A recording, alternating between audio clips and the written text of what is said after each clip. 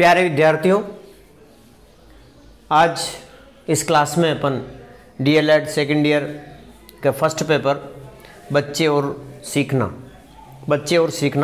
First paper है DElEd second year का। इकाई 4 सूचना प्रसंस्करण सिद्धांत, इसका पार्ट 2 पढ़ने जा रहे हैं। इस पे एक पहले पार्ट हो चुका है सूचना प्रसंस्करण सिद्धांत पर, तो ये इसका सेकंड पार्ट है। ये डीएलएड सेकेंड ईयर का फर्स्ट पेपर है। आप जल्दी से अपनी नोटबुक निकाल लीजिएगा और लिखना स्टार्ट कर दीजिएगा। ये शेष रह रही है थोड़ी, इसको आज इस क्लास में पूरी करने जा रहे हैं। इसके बाकी के 3 यूनिट के वीडियो बन चुके हैं, आप हमारे इस चैनल पर देख सकते हैं। पहली यूनिट, दूसरी यूनिट और तीसरी इकाई, तीनों इकाइयों के कंप्लीट वीडियो आपके लिए उपलब्ध हैं। आप उनको देख सकते हैं। प्लेलिस्ट में जाना, आप प्लेलिस्ट में जब जाओगे तो आपको सारी चीज़ें हर पेपर वाइज बिल्कुल सिस्टमेटिक उपलब्ध मिलेगी। तो जल्दी से नोटबुक निकाल लीजिएगा और जल्दी से अच्छा लगे तो कमेंट ज़रूर करिएगा, अपने मित्रों तक शेयर करिएगा ताकि उनको भी बेनिफिट मिल सके। सूचना प्रसंस्करण मॉडल की संकल्पना का विस्तृत उल्लेख कीजिए। वेरी वेरी इंपॉर्टेंट प्रश्न लगा लो इसको। इस यूनिट का सबसे महत्वपूर्ण प्रश्न है सूचना प्रसंस्करण मॉडल की संकल्पना का विस्तृत उल्लेख करना, यानी कि सूचना प्रसंस्करण मॉडल क्या है, इसके बारे में हमें इस पूरी यूनिट का सार समझ लीजिए, क्योंकि ये इस पर ज़्यादा फोकस दिया गया है। बहुत बार क्वेश्चन आया हुआ है, इसलिए आप इसको ध्यान से समझ लें।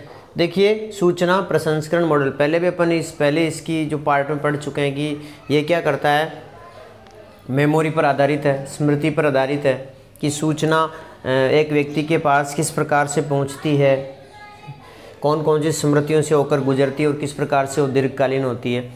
उसके ऊपर एक कंप्यूटर के जैसे समझाया गया है कि पहले कौन सी रीड ओनली मेमोरी, फिर रैंडम एक्सेस मेमोरी, किस प्रकार से मेमोरी किस प्रकार से सेट होती है, वो सब चीज़ें आपके इस मॉडल की संकल्पना में बताई गई है।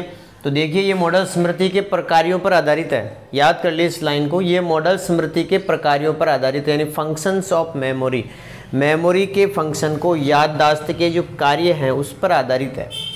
ये मॉडल स्मृति के प्रकारों पर आधारित है। इसके अनुसार स्मृति में सूचनाएं 3 प्रकार से हमारे माइंड में प्रक्रमित होती है। किस क्रम में जाती है? 3 स्तरों से होकर गुजरती है। नंबर 1 संवेदी स्मृति, सेंसर मेमोरी, फिर अल्पकालिक स्मृति, शॉर्ट टर्म मेमोरी, फिर दीर्घकालिक मेमोरी, लॉन्ग टर्म मेमोरी। इनको याद कर लिए तीनों को, sensor, short term and long term memory. यानी कि संवेदी स्मृति, अल्पकालीन स्मृति और फिर दीर्घकालिक स्मृति। देखो, संवेदी स्मृति को पहले पढ़ते हैं। सेंसर मेमोरी क्या होती है? इसमें क्या होता है कि हम बहुत सी सूचनाओं को सुनते हैं, हमारे माइंड में उसको हमारे सामने आती वो चीज़ें, लेकिन हम सब चीज़ों पर ध्यान नहीं दे पाते। जिस पर माइंड ने ध्यान दे दिया वो आगे की स्मृति में पहुंच जाती है, कार्यकारी स्मृति में पहुंच जाती है। यहाँ पर इनपुट होता है। इस डायग्राम को आप अच्छे से समझ लें। चलो पहले इसको पढ़ लेते हैं। संवेदी स्मृति क्या है, सेंसर मेमोरी क्या है? इसके अनुसार सूचनाएं पहले इंद्रियों के माध्यम से संवेदी तंत्र से संवेदी स्मृति में प्रवेश करती है। कोई भी सूचना है, कोई भी इंफॉर्मेशन है, कोई भी बात है, वो क्या करेगी, पहले हमारे इंद्रियों के द्वारा, चाहे वो आँख द्वारा, चाहे वो कान द्वारा, यानी ज्ञानेंद्रियों द्वारा जो हमारे माइंड में सेट करती है, उसके हिसाब से वो सूचना इंद्रियों के माध्यम से संवेदी तंत्र तक पहुंचते हुई वो संवेदी स्मृति में एंट्री मारती है। फिर क्या होता है, इस स्मृति में संचयन की क्षमता काफ़ी अधिक होती है, यानी सब कुछ सुनना तो सबको, जैसे अब मैं पढ़ा रहा हूँ, इस समय कोई माना कि किसी की तेज़ आवाज़ आ रही है, कहीं से घंटी बज रही है, कहीं क्या हो रहा है, मेरे को काफ़ी सूचनाएं मैं सुनने को मिल रही, लेकिन मेरा ध्यान किस पर है, जो मुझे चाहिए। तो वो चीज़ होती है कि इंद्रियां क्या करती है, सभी चीज़ों को अपने मेमोरी संवेदी तंत्र के माध्यम से संवेदी स्मृति में प्रवेश करवाती है। इसकी क्षमता खूब होती है, इसमें काफ़ी स्टोरेज हो सकता है, लेकिन संचयन अधिक अवधि कम होती है, लेकिन स्टोरेज की जो पीरियड है बहुत कम होता है, जल्दी ही ये भुला दी जाती है। इस स्मृति में संचयन क्षमता काफ़ी अधिक होती है, परंतु संचयन अवधि कम होती है। ऐसी संवेदी सूचनाएं जिन पर व्यक्ति ध्यान दे पाता है वही सूचनाएं कार्यकारी स्मृति में प्रवेश कर जाती है, वही नेक्स्ट जो वर्किंग मेमोरी है उसमें पहुंच जाती है। बाकी का अस्तित्व समाप्त हो जाता है, बाकी की बातें हम भूल जाते हैं। जैसा कि मैंने पहले उदाहरण दिया था कि बहुत से हमारे माइंड में चीज़ें आती है, बहुत सी हमें सुनाई देती है, लेकिन जिस चीज़ को हम जल्दी से समझ पाते हैं, जिस चीज़ को हमें याद रखना ज़रूरी होता है, वही चीज़ हमारी नेक्स्ट मेमोरी में जाती है, वर्किंग मेमोरी के अंदर जाती है। अब इसको समझ लीजिए, डायग्राम आपको बनाना है, ये मॉडल आपको बनाना है। एग्जीक्यूटिव कंट्रोल है, किस प्रकार से होता है देखो। सबसे पहले इनपुट होता है, कंप्यूटर में भी क्या होता है, इनपुट डिवाइसेस होती है ना, कीबोर्ड है, माउस है, ये सब इनपुट डिवाइसेस हैं। आउटपुट होता है फिर इस सेम उसी तरीके से समझाई गई है। एज ए हमारा माइंड भी कंप्यूटर के जैसे ही काम करता है। कैसे देखो, इनपुट होता है, कोई भी सूचनाएं संदेश जो भी आता है वो हमें हमारी ज्ञानेंद्रियों के द्वारा संवेदी स्मृति में वो पहुंचता है, यानी सेंसर मेमोरी। याद रखें इसका स्टोरेज काफ़ी होता है, संचयन क्षमता खूब होती है लेकिन संचयन की अवधि कम होती है। जिस चीज़ को हम याद रख पाते हैं, जो चीज़ हमारे लिए इम्पोर्टेंट हम समझते हैं, उसको हम कार्यकारी स्मृति में ले जाते हैं, परसेप्शन में। इसके बाद डायरेक्ट अटेंशन होता है, इसका इस पर अटेंशन होता है, ध्यान रखते हैं अपन, है ना। फिर क्या होता है, कार्यकारी जो स्मृति है वो लर्निंग के द्वारा दीर्घकालीन स्मृति, बार बार उसको सीखने से, उसका रिट्राई करने से, बार बार कोशिश करने से वो क्या, कौन सी स्मृति में पहुंच जाती है, दीर्घकालीन स्मृति में वो सूचना पहुंच जाती है जिसको हम भूल नहीं पाते हैं। ये है नॉलेज इन्फ्लुएंसेस, यानी कि ज्ञान का प्रभाव। ये ज्ञान का प्रभाव वहाँ से है कि दीर्घकालीन से संवेदी स्मृति से दीर्घकालीन और दीर्घ से इस तरीके से रोटेट होता रहता है। इससे हमारे ज्ञान की वृद्धि होती है और हम एक दीर्घ काल तक उस बात को भूल नहीं पाते हैं जिसको हम याद रखना चाहते हैं। दूसरी आती है कार्यकारी स्मृति। कार्यकारी स्मृति जो है ना, जो संवेदी स्मृति के जस्ट बाद कार्यकारी स्मृति में वो चीज़ पहुंच जाती है, वो सूचना पहुंच जाती है। संवेदी स्मृति से चयनित ध्यान, हमने संवेदी सूचना, संवेदी जो स्मृति है उसमें हमने किसी ऐसी सूचना पर ध्यान दे दिया जो हमारे ज़रूरत की चीज़ है, तो हम क्या करते हैं, उसको याद रख पाते हैं। और वो कौन सी स्मृति में पहुंच जाता है, कार्यकारी स्मृति में। संवेदी स्मृति से चयनित ध्यान के यानी सेलेक्टिव अटेंशन के आधार पर सूचनाएं कार्यकारी स्मृति में चली जाती है। इस स्मृति में संचयन क्षमता कम होती है। इसकी संचयन क्षमता क्या होती है, कम होती है, यानी स्टोरेज कम होता है इसमें। यदि इसको हम बार बार इस चीज़ को दोहराते रहेंगे तो ये किस में पहुंच जाएगी, दीर्घकालीन स्मृति, और फिर इसको हम भूल नहीं पाते हैं। अतः कोई भी नई सूचना तभी ग्रहण की जाती है जब कोई पुरानी सूचना को वहाँ से हटा दिया जाता है। हमारे माइंड में कोई संवेदी सूचनाएं, संवेदी स्मृति तो बहुत है, लेकिन हम उसको जिस चीज़ को याद रख पाते हैं, बहुत सी चीज़ें सुनते हैं, वो तो है हमारी संवेदी स्मृति, और उसको याद रखते हैं कुछ चीज़ों को जिस पे हम ध्यान देते हैं, वो कार्यकारी स्मृति होती है। कार्यकारी स्मृति से केवल वही सूचनाएं दीर्घकालीन स्मृति में जाती है जिनका पुनः अभ्यास होता है, उनकी दीर्घकालीन स्मृति में जाने की संभावनाएं तीव्र हो जाती है। यानी कि जिस हमारी सूचना को हम जिसको याद रखना चाहते हैं, जो हमारी आवश्यकता की चीज़ है, वो क्या करेगी, हम उसको पुनः अभ्यास करेंगे, उस चीज़ को फिर से याद करेंगे, तो वो कहाँ पहुँच जाएगी, हमारी दीर्घकालीन स्मृति में। जैसे किसी ने मोबाइल नंबर बोला, कुछ सेकंड के लिए तो हमें वो याद रहेगा क्योंकि हमने उस पर ध्यान दिया है, लेकिन यदि 2 दिन बाद पूछेंगे, 4 दिन बाद उस चीज मोबाइल नंबर को पूछते हैं तो वो भूल जाते हैं। तो वो क्या है, हमने उसको अभ्यास नहीं किया, और अभ्यास नहीं करने की वजह से वो दीर्घकालीन स्मृति में नहीं पहुंचा है। आगे आता है दीर्घकालीन स्मृति। इसे ज्ञान का स्थायी भंडार कहा जाता है। ये क्या है, दीर्घकालीन स्मृति स्थायी, क्योंकि हम किसी भी सूचना का बार बार अभ्यास करते हैं, किसी भी चीज़ को याद रखने के लिए बार बार अभ्यास करते हैं, तो वो क्या हो जाती है, हमारे माइंड में परमानेंट सेव हो जाती है, और वो दीर्घकालीन स्मृति कहलाती है। इसकी क्षमता असीमित होती है, इसको हम किसी चीज़, इसीलिए तो हम जीके के क्वेश्चन है ये बार बार पढ़ते हैं तो वो हमारे दीर्घकालीन स्मृति में पहुंच जाता है। तो इसका भंडार क्या होता है, असीमित होता है, स्टोरेज खूब होता है। तब लघुकालीन स्मृति से सूचनाएं दीर्घकालीन स्मृति में सविस्तारित पुनः अभ्यास के कारण प्रवेश करती है। हम यदि अभ्यास करेंगे, बहुत से स्टूडेंट कह रहे हैं सर हमें संस्कृत याद नहीं हो रही, सर हमें इंग्लिश याद नहीं हो रही, क्या करें? तो यही चीज़ ये आपके लिए कारगर होगा फॉर्मूला कि आप इसी चीज़ को बार बार अध्ययन करें, बार बार स्टडी करें, बार बार समझने की कोशिश करेंगे, पुनः अभ्यास करेंगे, फिर से आप कोई चीज़ को पढ़ेंगे, एक बार और पढ़ेंगे तो डेफिनेटली वो याद होगी। इसमें कोई मीन मेक नहीं है। ये आप लोगों के लिए डायरेक्ट मैसेज भी है कि जिसको इंग्लिश याद नहीं होती, जिसको संस्कृत याद नहीं होती, उसको बार बार अभ्यास है। हमारे एक बहुत बड़े हिंदी के कवि उन्होंने ये कहा है कि करत करत अभ्यास के जड़मती होत सुजान, रसरी आवत जाते सिल पर परत निशान। अरे जब पत्थर पर शिला पर एक निशान बना सकती है एक रस्सी, बार बार अभ्यास के जब हम पानी निकालते हैं, बार बार डेली प्रतिदिन आप कुएं की मुंडेर को देखना, उस पर यदि बार बार अभ्यास कर रहा है, बार बार उस पर पानी निकाला जा रहा है, तो एक रस्सी जैसी कोमल चीज़ भी चट्टान पर चिन्ह बना देती है, चट्टान को भी काट डालती है। यानी कि बार बार आप अभ्यास करोगे, बार बार आप मेहनत करोगे तो डेफिनेटली आपको याद होगा, इसमें कोई शक नहीं, इसमें आपको कोई मीन मेक नहीं होना चाहिए। यानी कि भगवान ने सबको मेमोरी दी है, सबको याददाश्ती दी है, बस यही है कि कौन किसको कितने समय पर किस प्रकार से यूज करता है, बार बार कौन यूज करता है, बार बार कौन अभ्यास करता है, वो ही सफल हो जाता है।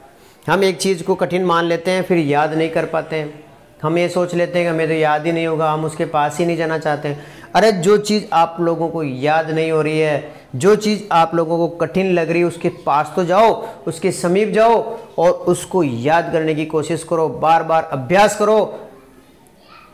कैसे याद नहीं होगा? एक बार आप तबीयत से पत्थर तो उछालो आसमान में, क्या होता है? यानी कि आप अभ्यास करोगे तो वो दीर्घकालीन स्मृति में पहुंच जाएगी, और फिर आपको एक बार सूचनाएं दीर्घकालीन स्मृति में पहुंच जाती है तो उन्हें पुनः अभ्यास की आवश्यकता भी नहीं होती है, वे स्थायी तौर पर वहां संचित हो जाती है। ये हो गई अपना सूचना प्रसंस्करण मॉडल, जो परीक्षा की दृष्टि से वेरी वेरी वेरी इंपॉर्टेंट है। चलिए क्वेश्चन नंबर 2, याद को प्रभावित करने वाले कारकों का उल्लेख कीजिए। हमारे स्मरण को, हमारी याददाश्त, हमारी याद करने को प्रभावित कौन कौन से कारक करते हैं? हमें याद कैसे नहीं होता है या याद कैसे होगा? देखिए, दो कारण है, व्यक्तिगत कारण और बाह्य कारक। दो कारक है जो हमें याद को प्रभावित करते हैं। व्यक्तिगत कारक में क्या होता है? पर्सनल, व्यक्ति से संबंधित। इसमें भी दो भाग कर दिए गए हैं, मनोवैज्ञानिक कारक और शारीरिक कारक। साइकोलॉजिकल फैक्टर कौन कौन से हैं जो हमें याद को प्रभावित करते हैं?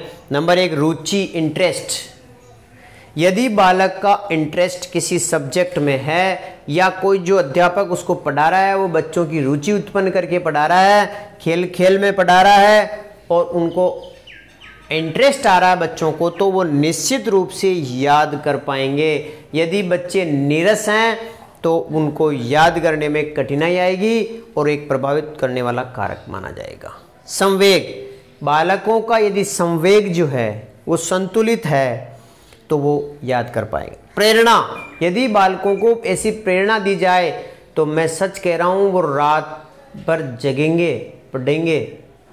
जैसे अभी आपके 10 दिन रह गए परीक्षा के, अब आपको स्वतः प्रेरणा मिल गई कि अब हमें पढ़ना है, हमारे पास कोई सॉल्यूशन नहीं है, तो आप बार बार उस चीज़ को पढ़ाई कर रहे हैं। जबकि मैंने पहले भी वीडियो बनाए थे लेकिन उस वीडियो को देखने वाले बहुत कम थे कि अभी तो परीक्षा बहुत दूर है, अभी तो परीक्षा की तारीख नहीं आई है, ये नहीं आई है। ऐसा नहीं करें, आप हल्का हल्का अभ्यास करते रहें तो आपके पास इतनी समस्या नहीं आती है। चलो, बुद्धि भी एक कारक है।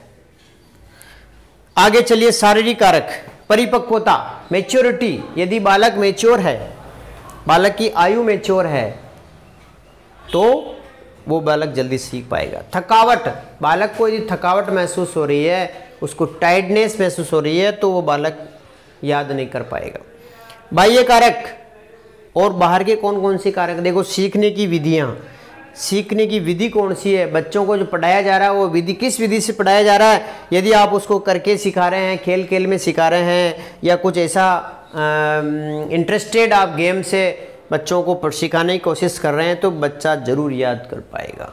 दूसरी, विषय वस्तु आपकी टेक्स्ट किस प्रकार की है, आपकी विषय वस्तु कौन सी है, आप कौन सी विषय वस्तु को आप बच्चों को पढ़ा रहे हैं, जो उसमें बच्चों का इंटरेस्ट है कि नहीं है, आपकी बुक कौन सी है, उसमें चित्र है कि नहीं है, ये सब चीज़ें उसमें प्रभावित करती है। वातावरण का बहुत बड़ा प्रभाव पड़ता है। यदि जिस क्लास में बालक बैठा है वो एकदम रोशनीदार है, हवादार है और उसको कोई समस्या नहीं है, तो बालक सही समझ पाएगा, यदि सही याद कर पाएगा। यदि उस क्लास में बैठा हुआ सड़ान, कहीं चारों तरफ गंदगी फैली हुई है और नालियाँ सड़ रही है, मच्छर हो रहे हैं, तो ऐसे वातावरण में बालक याद नहीं कर पाएगा, उसका ध्यान केंद्रित नहीं हो पाएगा, वो क्या ध्यान को डाइवर्ट करेगा।